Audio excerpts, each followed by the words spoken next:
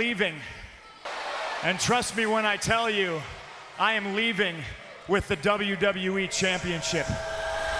On January 27, 2014, CM Punk walked into a WWE arena, looked the most powerful people in professional wrestling directly in the eye, and said two words that nobody saw coming, and then he was gone. No farewell speech. No final match. No dramatic send-off. Just silence, an empty locker room, and a wrestling world that had absolutely no idea what had just happened or whether it would ever be explained. The rumors started within hours. The speculation lasted for months. And the truth, when it finally came, was more shocking than anything WWE's writers could have scripted. But to understand why one of the most talented performers of his generation walked away from the biggest stage in the sport, you have to go back to where the cracks first started showing, because this story didn't begin on January 27th. It began long before that, in a company that had a habit of chewing its best people up and never once looking back. And to truly understand the depth of what CM Punk was feeling in those final weeks of January 2014, you have to understand what he had already given to that company, because the numbers alone tell a story that should have been impossible to ignore.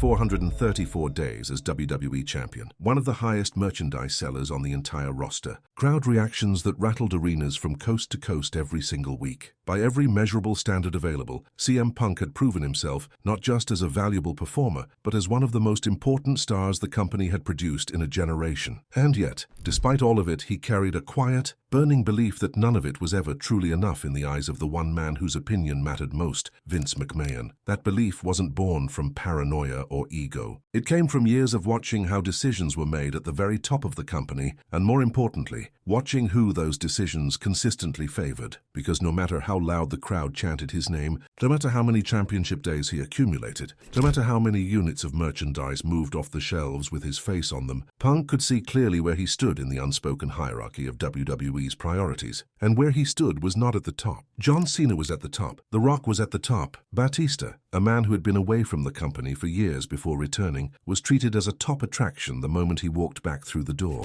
These were Vince's guys, the faces he trusted, the names he believed could sell tickets and move pay-per-view numbers in a way nobody else could match. For Punk, that distinction cut deeper than almost anything else, because he wasn't asking for favors or shortcuts. He had earned every single thing he was requesting through years of relentless work on the road, in the ring and on the microphone. He had transformed himself from a cult favorite into a mainstream star entirely through force of will, dragging WWE's audience toward him rather than waiting for the company to hand him an opportunity. And still, when the biggest moments came around, when WrestleMania season arrived and the main event picture was being drawn up, he consistently found himself looking in from the outside while part-time performers collected the spots he had spent an entire career working toward the WrestleMania. Main event was not a small thing to Punk. It represented the ultimate validation in professional wrestling, the moment that separates legends from everyone else, the crowning achievement that a performer's entire career is built around. He had been in important WrestleMania matches before, but the main event, the final match of the night on the grandest stage the business had to offer, had never been his.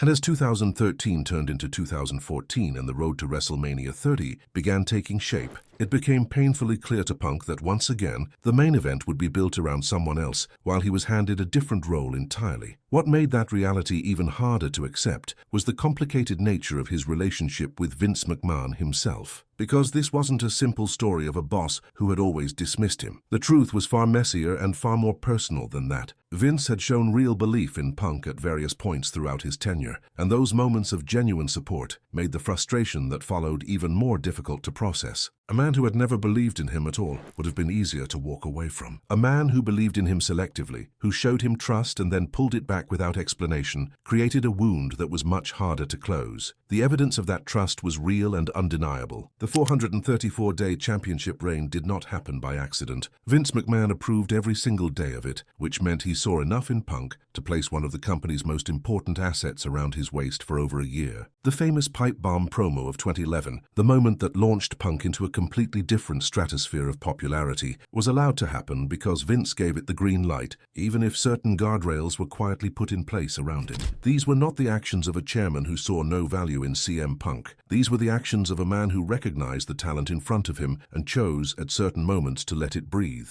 But those same moments of trust were always followed by decisions that seemed to contradict them entirely, and that inconsistency became its own form of psychological weight. Punk could never fully settle into a sense of security within the company because the ground beneath him always felt slightly unstable. One month, he would be positioned as one of the most important stars in the building. The next month, a part-time performer would return and immediately leapfrog him in the pecking order without any acknowledgement of what he had built or what he deserved based on his contributions. For a man as proud and as self-aware as Punk, that cycle was not something he could simply absorb and move past indefinitely. The frustration was not limited to the big picture either. The day-to-day reality of working for WWE had also become increasingly difficult for Punk to tolerate, and the smaller irritations had a way of piling on top of the larger grievances until the combined weight became almost unbearable. Last-minute creative changes that wiped out weeks of planned storytelling, schedule alterations that arrived without warning or explanation, the sense that the people making decisions were not always considering the human beings on the other end of those decisions, that performers were sometimes treated as interchangeable parts in a machine rather than as individuals with legitimate concerns and boundaries. Punk had voiced these concerns more than once, and the feeling that they were not truly being heard only deepened his sense of being undervalued. Then came the Royal Rumble of 2014, and everything that had been building quietly beneath the surface finally collided with a moment that made the tension impossible to contain any longer. Batista returned to WWE after years away and won the Royal Rumble match, earning himself a WrestleMania main event spot against the reigning champion. The crowd in Pittsburgh that night made their feelings absolutely clear, booing the result loudly and passionately, chanting for Daniel Bryan, who they felt had been unfairly excluded from the match's closing moments. It was one of the most hostile crowd reactions to a Royal Rumble result in the event's entire history, and it sent a message to WWE's management that the audience was deeply unhappy with the direction being chosen. For Punk, sitting backstage and watching all of it unfold, the Royal Rumble result was not just a creative decision he disagreed with. It was confirmation of everything he had been feeling for months. A returning part-time performer had walked back through the door and been handed the company's most coveted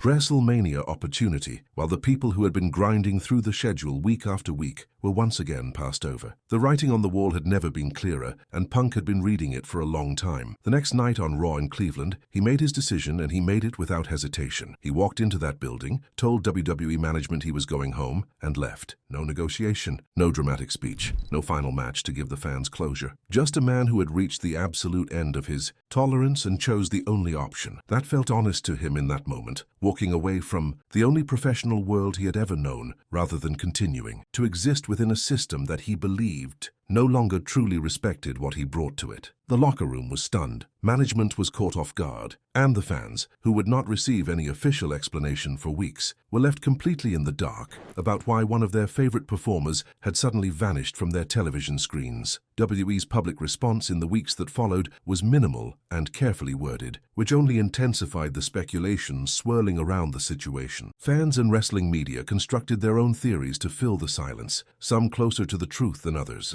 Punk himself said nothing publicly for months, allowing the mystery to grow while he began the process of stepping away from a career that had consumed virtually every part of his life for over a decade. The silence was its own statement, a refusal to participate in a narrative he no longer trusted the company to tell honestly. Then came a moment that transformed an already painful situation into something that felt deeply personal in a way that went far beyond professional disagreement. On June 13, 2014, while Punk was still away from WWE and the two sides had not publicly reconciled in any meaningful way, the company officially terminated his contract. The date itself would not have carried any particular weight under normal circumstances, but June 13, 2014 was CM Punk's wedding day, the day he married fellow WWE performer AJ Lee, a private celebration of one of the most important moments in his personal life. Punk has stated that the termination papers arrived on that specific day, and that he viewed the timing as a deliberate act of disrespect from a company he had given everything to. The wedding day termination became one of the most discussed and debated details of the entire saga, a moment that stripped away any remaining ambiguity about how Punk felt toward WWE's management and replaced it with something that felt closer to genuine contempt. It added a human dimension to what might otherwise have been simply a professional dispute,